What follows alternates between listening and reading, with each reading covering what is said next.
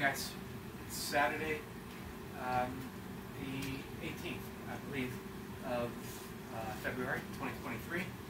Today is going to be Navy SEALs Day, 20 minutes, and the goal is going to be 3 minutes at 7 reps a minute, and then settle into 5s for the duration, the entire rest of the set.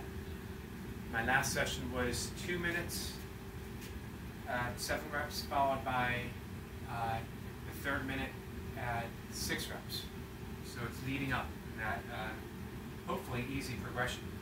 The best that I've done is 4 reps at 7 reps a minute in a row, settle into 5s. We'll see in this, not today, but in this training block, if I can match it. The goal has been the last 3 sessions, hoping to work up to 5 minutes, but it just hasn't been in reach.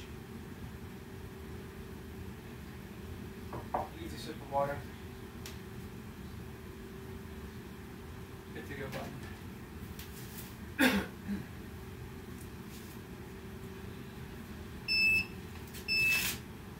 My 7s have felt rough lately.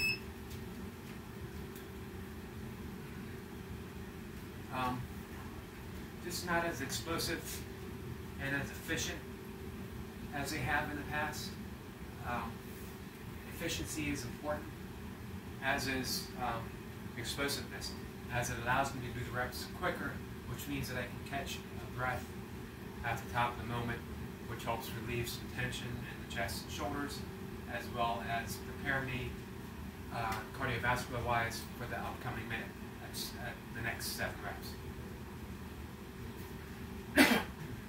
See how it goes today. I'm going to try to do a little bit of a pause somewhere in between reps. Here we go.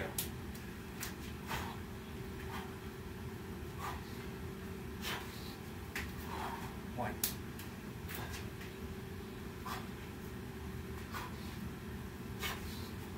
2.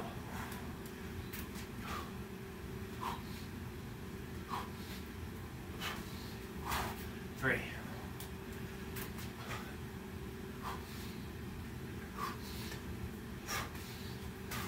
4.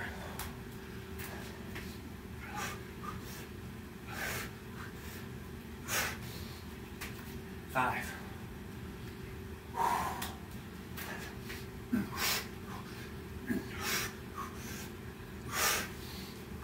6.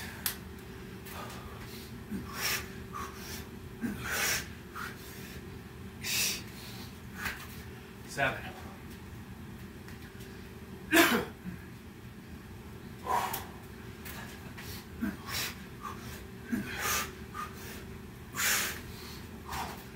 1.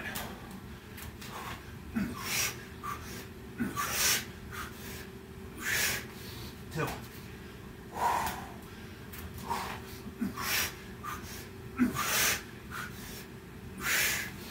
3.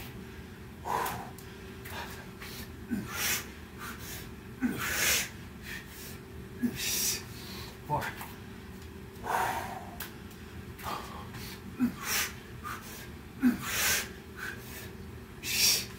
5.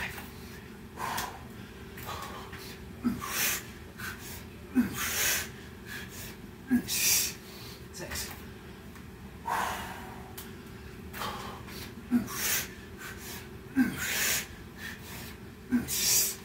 7.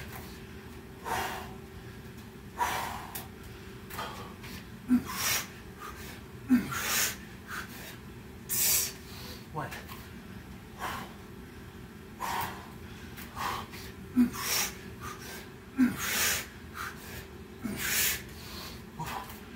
2.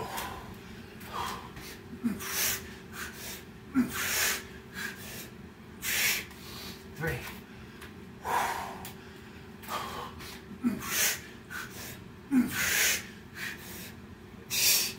4.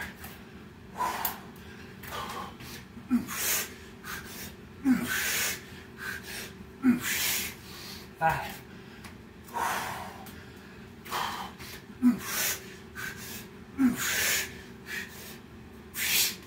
6,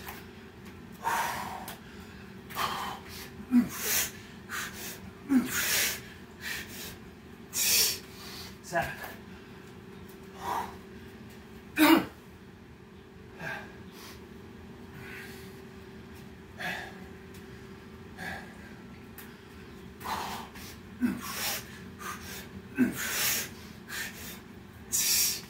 1.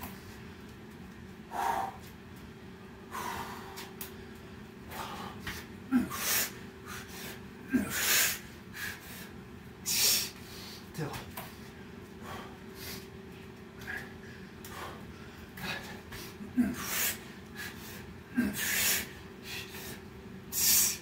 3.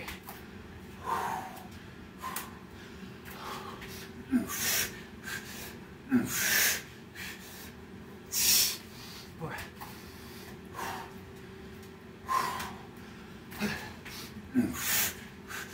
5.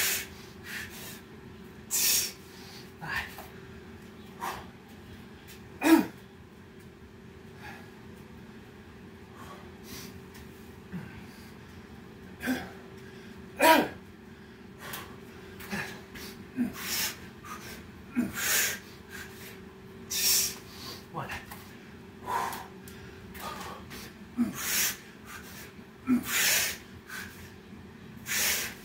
2.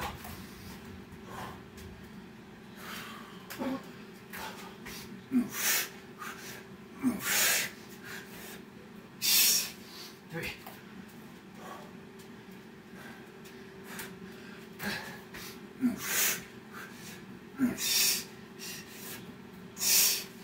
4.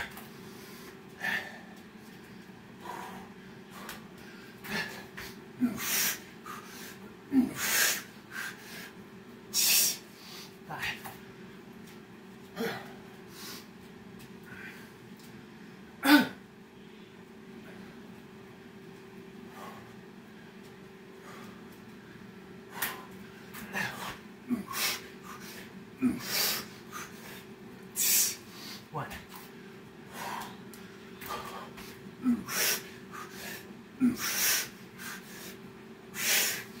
2.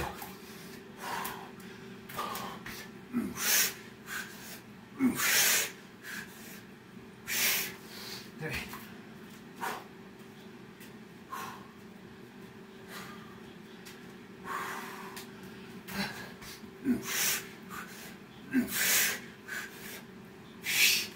4. 1.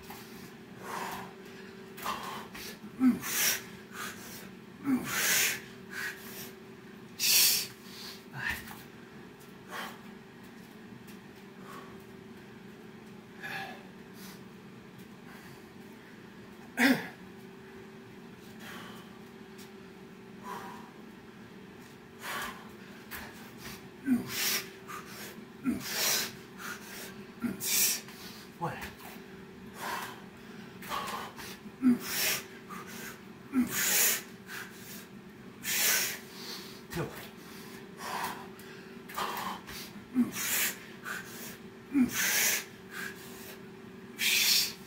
3.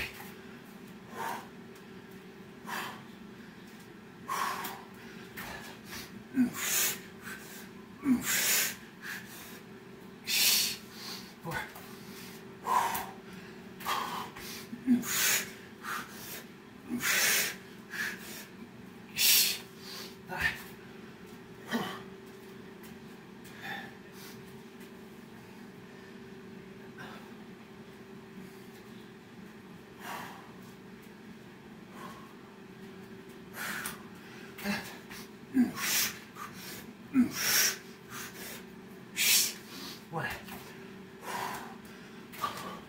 1.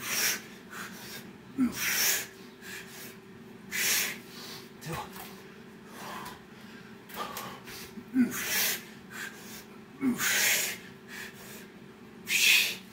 3. 4.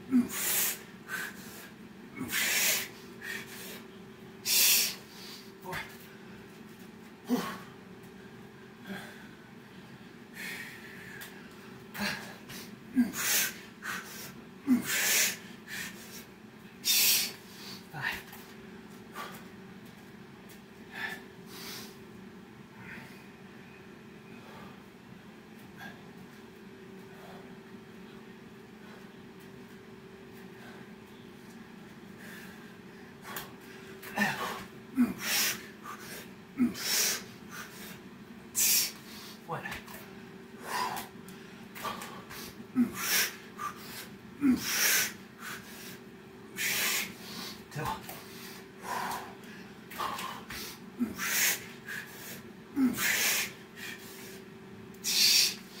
three.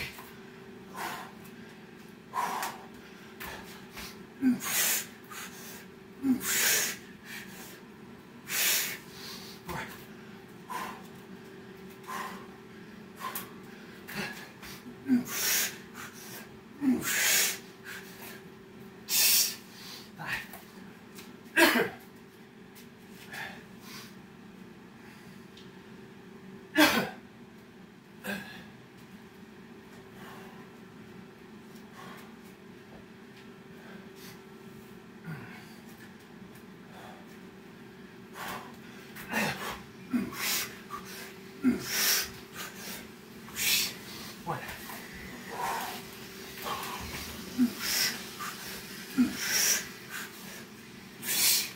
Two.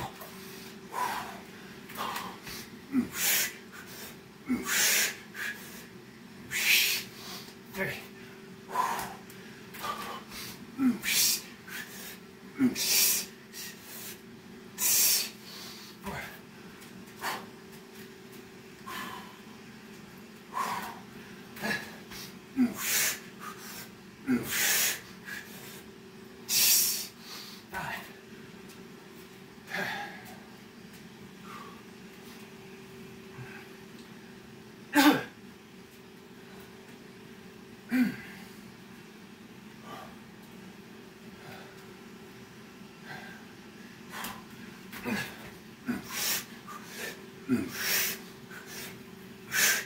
One.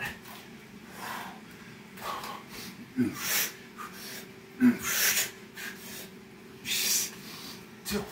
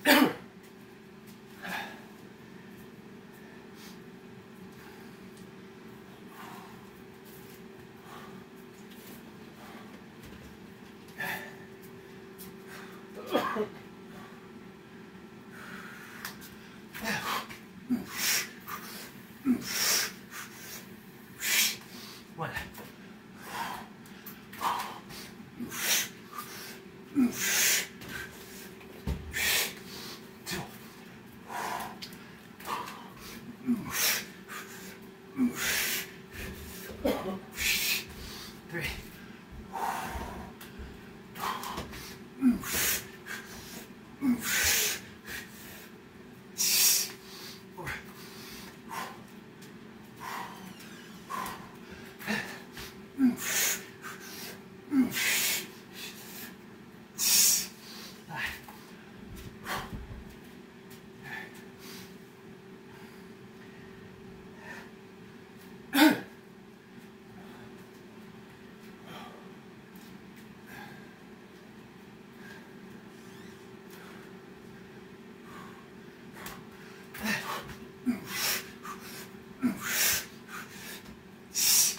One.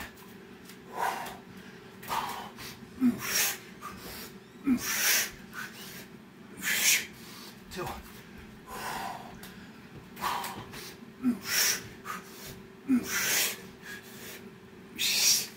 Three.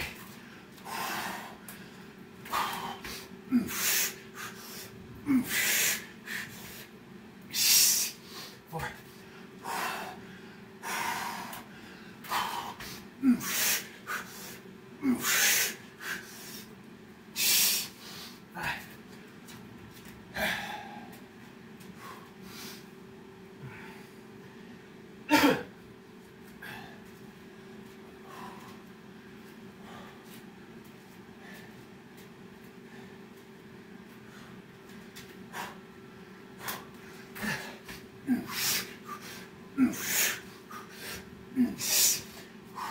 One.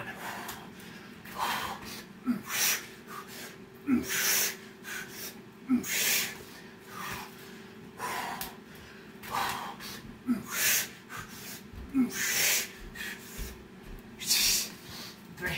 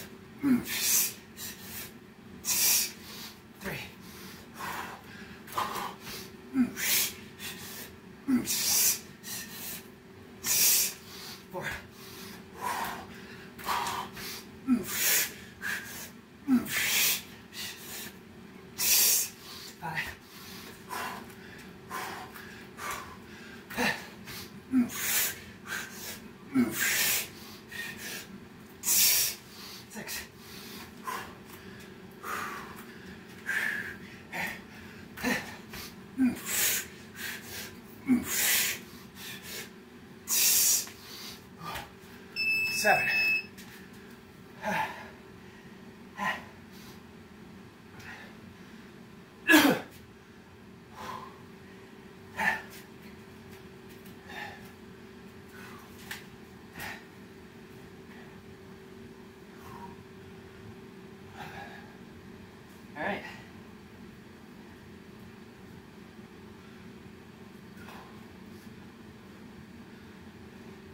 Barefoot burpees. That one's for you. 108 reps. Sacred number.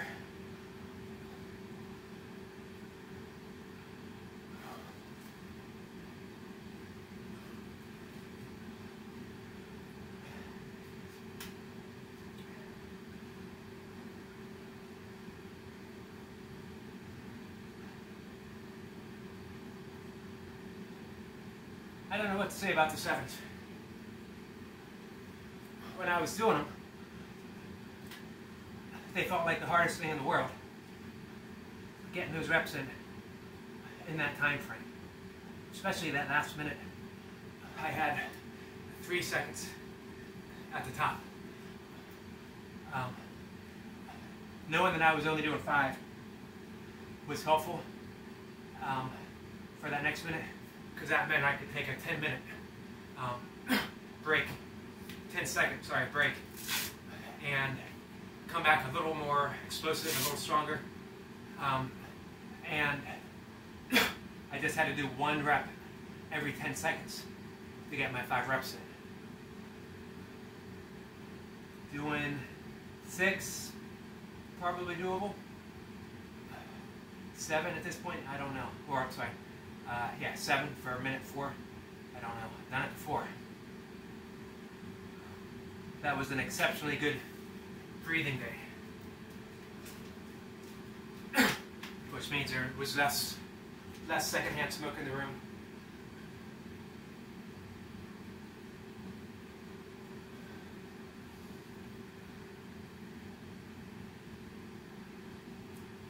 It's not like there's bellows of smoke coming in.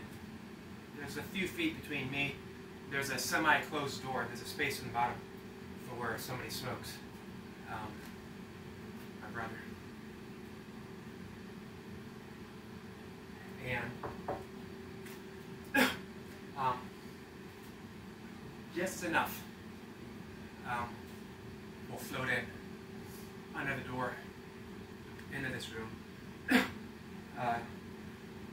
For those who might not remember or weren't around when I first started my channel, I have some issues with the esophagus that seizes up when it's triggered, smoke, allergens, whatever,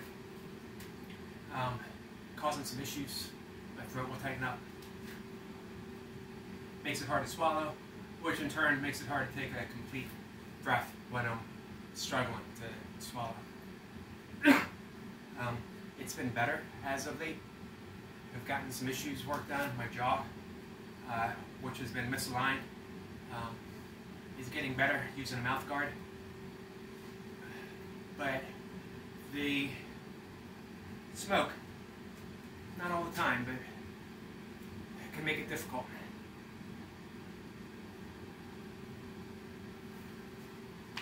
All right, I got the Easy Strength program coming up.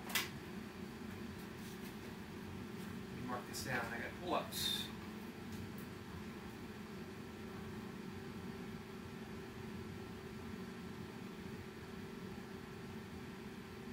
Pull-ups and dips.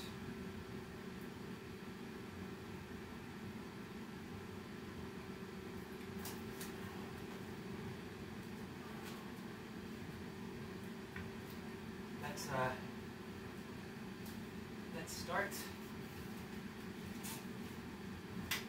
I'm trying to figure out what I want to do for pull-ups.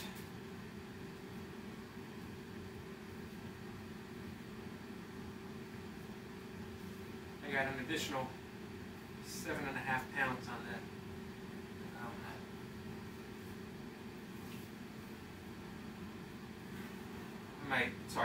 On my belt, on my weight belt. I might leave it on. I might do 3 sets of 3. A brief explanation again. Easy Strength is a program put forth by Chris Sanjon, and Pavel. And it is generally like a 40-day program. You pick a pull, a press, a hinge, and a squat. He also has weighted carries that I haven't added back in I got my swings in, which count as a hinge, sort of and a pull at the same time. Deadlifts would be good to add in as a hinging movement too, but I'm not quite prepared for deadlifts yet. I'd like to get another trap bar. I have mine on loan. I'm not sure if I'm ever going to get it back. The key is you never do more than 10 repetitions of any movement. 2 sets of 5, 3 sets of 3, 5 sets of 10. You can do a ladder, you can do whatever. 1 set of 10 as what they call a tonic exercise. You want the same movements pretty much. Now I alternate overhead presses and dips because I like dips. I've just reintroduced them back in about a month ago, and I've been reintroducing pressing it. So I don't want to skip one. One day on my Navy SEALs day, which is chest heavy, I do my dips. So today, since I got some weight on here, let's go ahead. 3 sets of 3 with the possibility of a single at the end, just to get my 10 reps in. Again, a set of 9, a set of 8, even a set of 7, it's no big deal.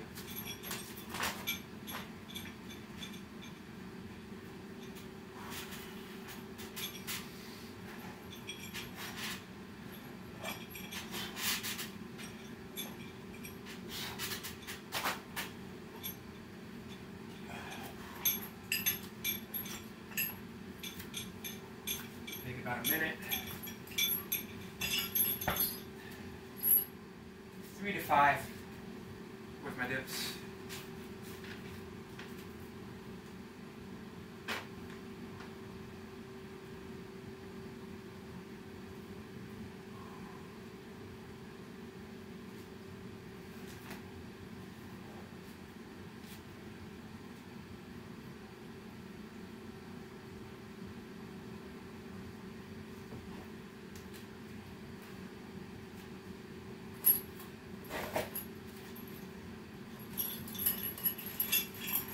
I'm not keeping any exact measure of my rest periods.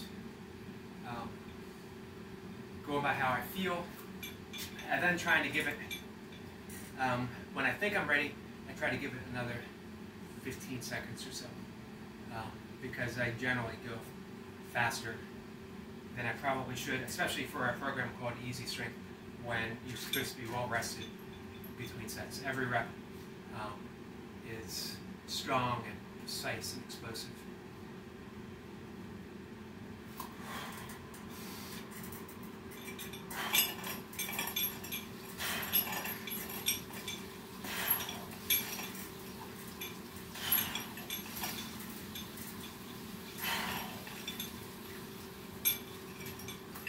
Five reps.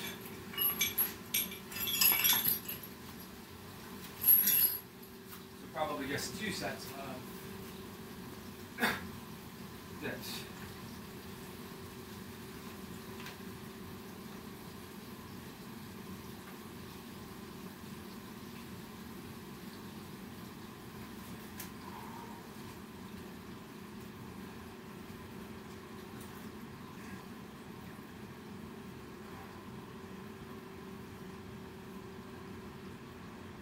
That was a good set of SEALs. Got what I wanted. I had a good finish, 7 reps. I slowly but surely accumulated some extra time on my 5s, having 15 in that last minute. I actually had 20 seconds of rest before I started.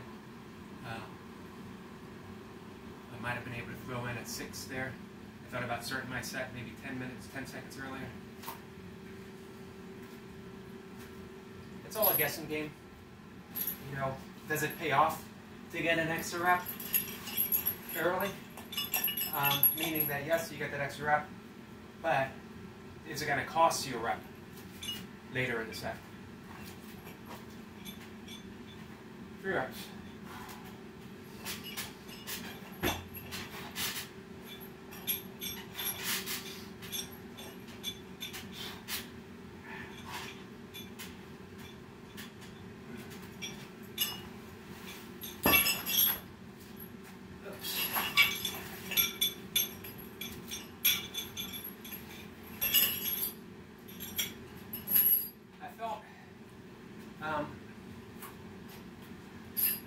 Surprisingly explosive on my seals. I say surprisingly, because even though I'm trying to keep things easy with my accessory movements here at the end, they still add up.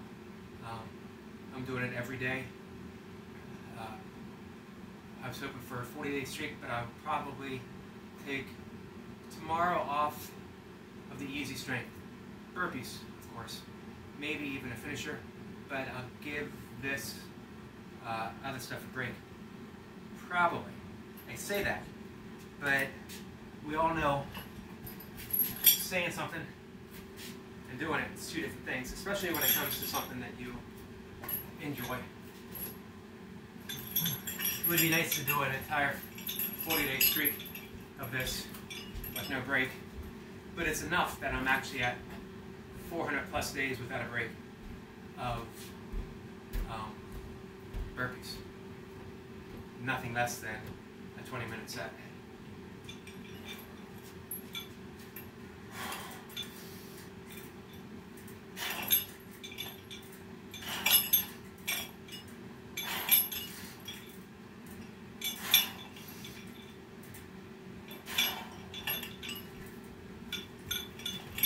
All right. Short break. One last set of pull-ups.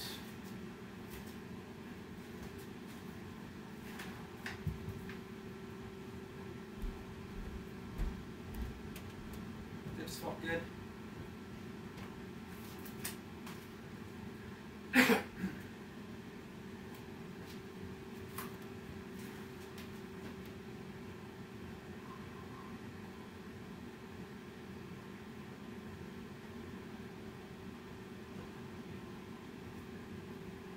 I mean, even though I've been doing higher rep squats, body weight, even doing the additional weight with the goblet squat and holding the bottom position, I have felt that an accumulated fatigue in my legs.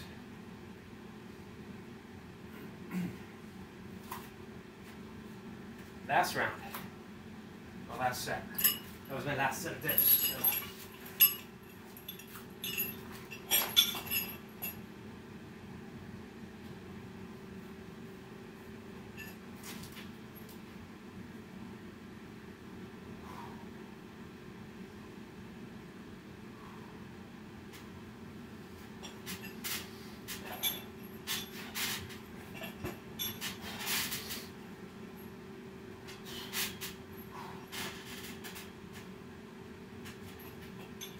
Really trying to accelerate that top part of the motion, having in mind an eventual muscle up. I don't know when, I don't know where.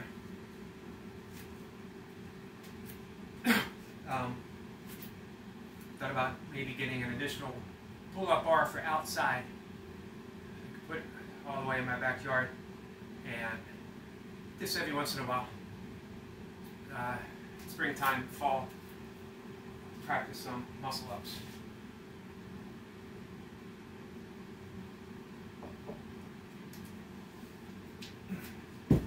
Goblet squats.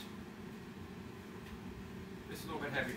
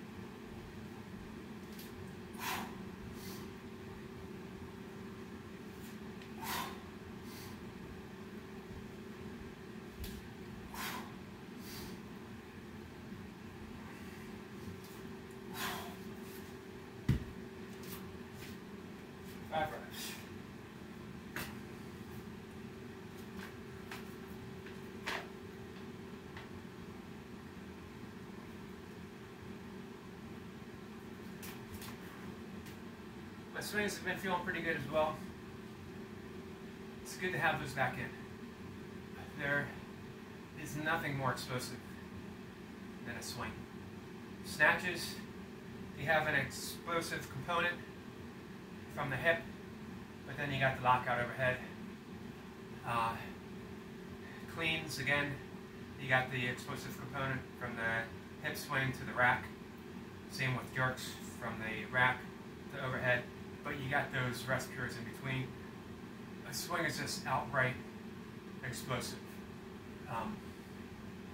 You can see those at a certain point as I get more accustomed to doing it, helping the Navy SEALs, because that's a very explosive movement as well. We're done quickly. It's an explosive movement. You can turn it into somewhat of a lesser explosive movement, if that's what you desire. One more set of squats.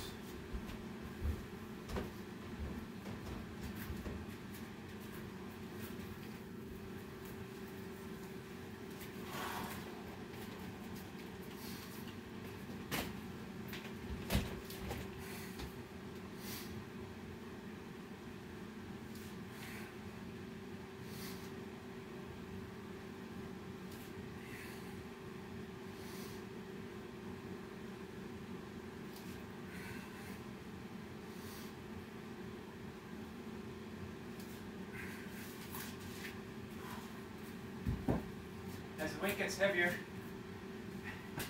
you get a nice little upper body pump. Grip, forearms, biceps, chest as you're squeezing it, core,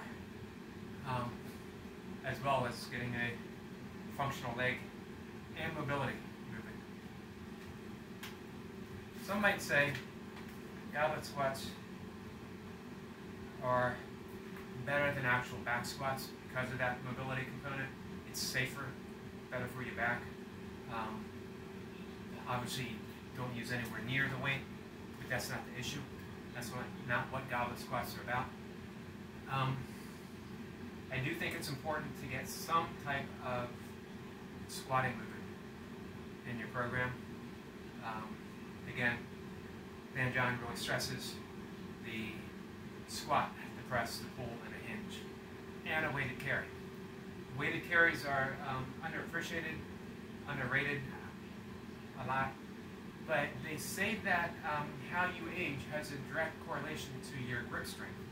So it only, including dementia, by the way, so it only sort of goes to say that we should be including some type of grip training in it. Now, of course, swings work the grips, pull-ups work the grip. I know a lot of people do ring work, which works the grip. But walking carries, weighted carries, have a special component, just that outright work capacity that increases your grip, your core, your shoulder mobility, your shoulder stabilization from one-arm farmer's walk, which actually work the core a little bit more because your body has to stabilize in that position. Two's great, but one, you have to work from leaning too far over or overcompensating, going too far back. You got that perfect posture. So you're really placing that emphasis not just in the core or on the abs. The core actually goes all the way around and includes the glutes, lower back. But the one arm really works the obliques as well as engaging the lats, as well as engaging the shoulders and really working the traps and the glutes and the lower back.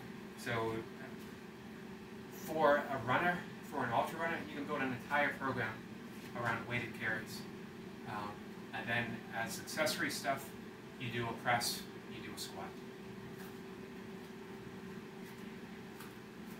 All right.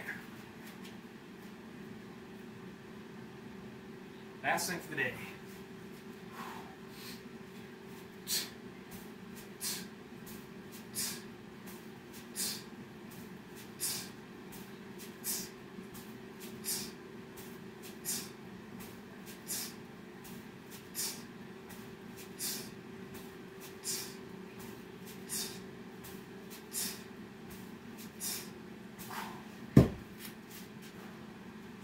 15.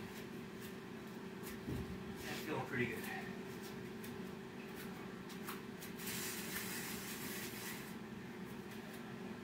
I don't really have a goal with my swings other than increase when I'm able, go up in weight when I'm able, get some reps. Ideally no less than 10.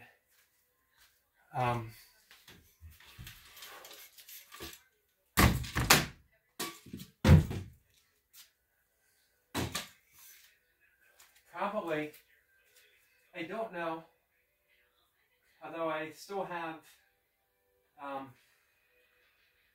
28s and 32s, I doubt I'll go much heavier than 24 kilograms because I don't think you need to, honestly. You start going heavier and it turns into, it becomes less explosive, more strength oriented, and the whole purpose of swings for me is that explosive component, which I want to maintain. That's my goal.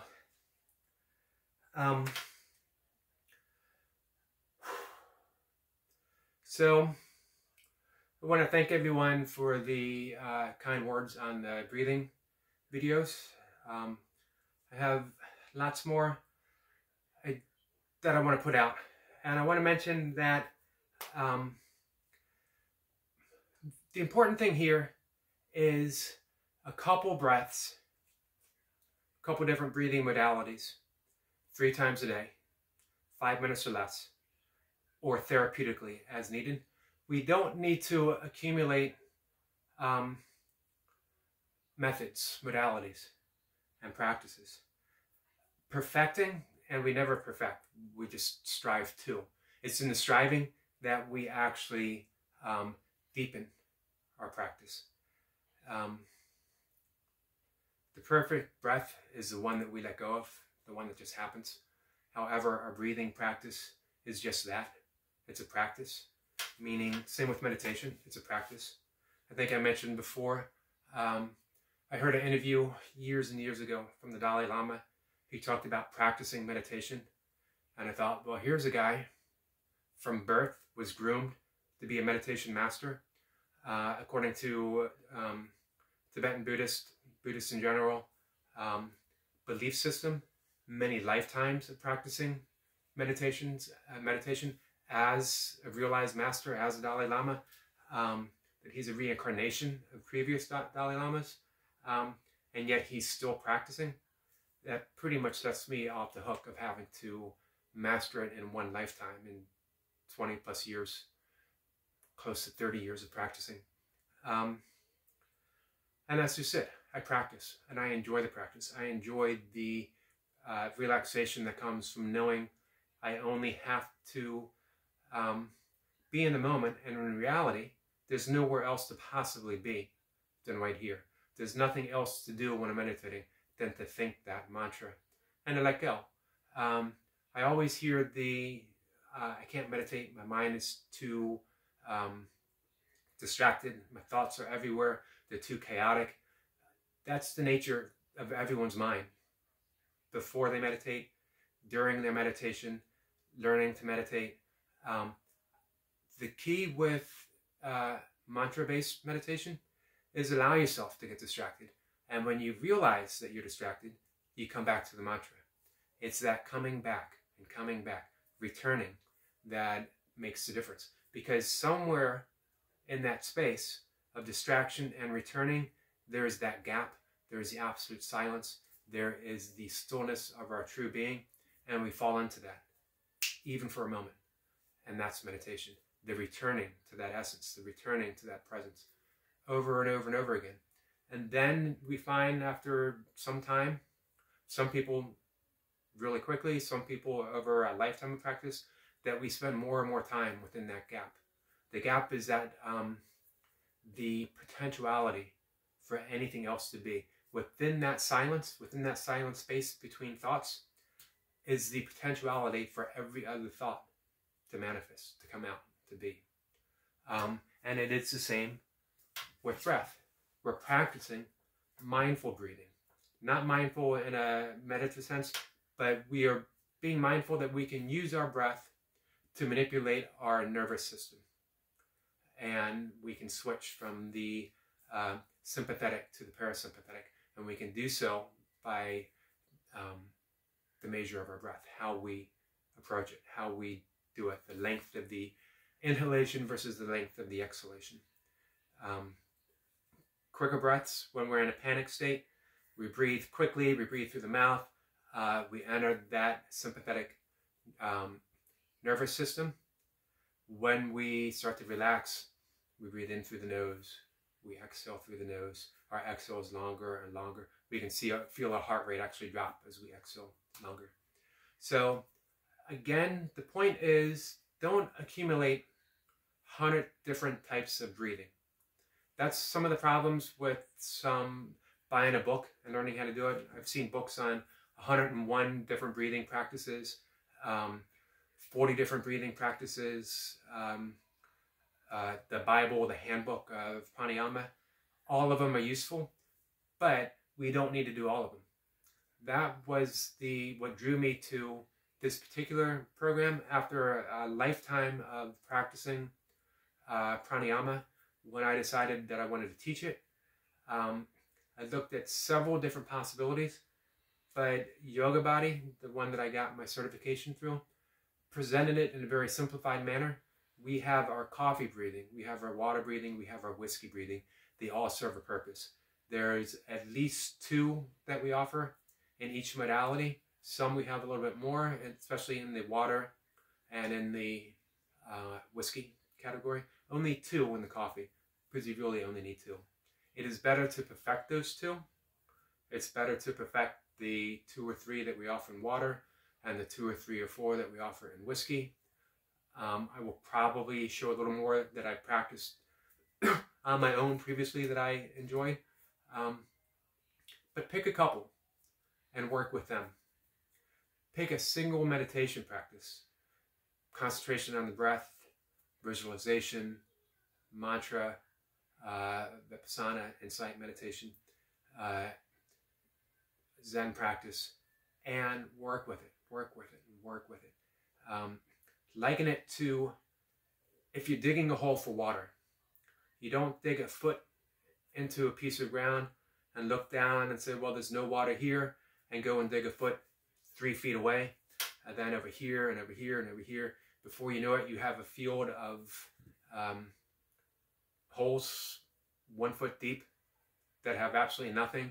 And then you got somebody else in another field who goes over and they dig down 20 feet and they hit a well of water and thirst free. They've hit that vein, they hit that place of spiritual unfolding that only comes through singularity of practice. Same with, you want to get good at burpees, you do burpees. You want to hit 100 Navy SEALs, practice doing Navy SEALs. You want to hit 200 6 counts, practice 6 counts. You can practice both, and you'll make good gains with both. But if you practice Navy SEALs and 20 different variations of Navy SEALs and 20 different variations of 6 count, you're thinning things out. I have that problem often because I have a lot of enthusiasm for physical movement. I have a lot of enthusiasm for meditation, for all things related to that kind of stuff. But through the years, I've learned to rein myself in. I give myself a little more free rein physically because I've at once narrowed my goals and broadened my goals, if that makes sense. To be fit as a goal means I can do quite a few things. Now, if I go back to ultra running, I need to thin things out and narrow things in and practice on